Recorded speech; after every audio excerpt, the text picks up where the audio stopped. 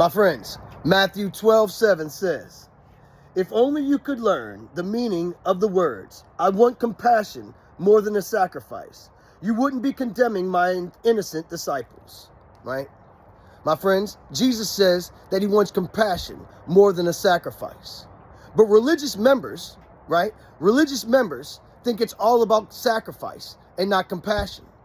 But once you surrender to God's will for your life and you get yourself under the authority of the kingdom of heaven, right? The government of the kingdom of heaven, instead of underneath these earthly governments, because I do see a lot of people out there. There's a lot of people out there that's freaking out about these elections that happened yesterday.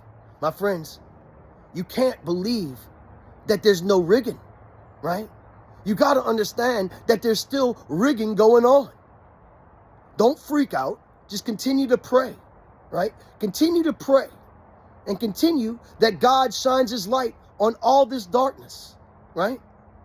Because my friends, you can't think that the elections are all of a sudden fair now. You know what happened in 2020, and this has been happening all our lives.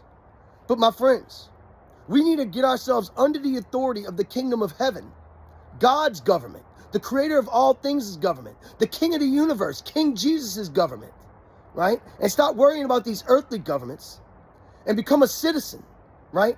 That has rights instead of a religious member who doesn't. Because a kingdom citizen will still make sacrifices. But when a kingdom citizen makes sacrifices, right? He does it out of compassion. She does it out of compassion for others.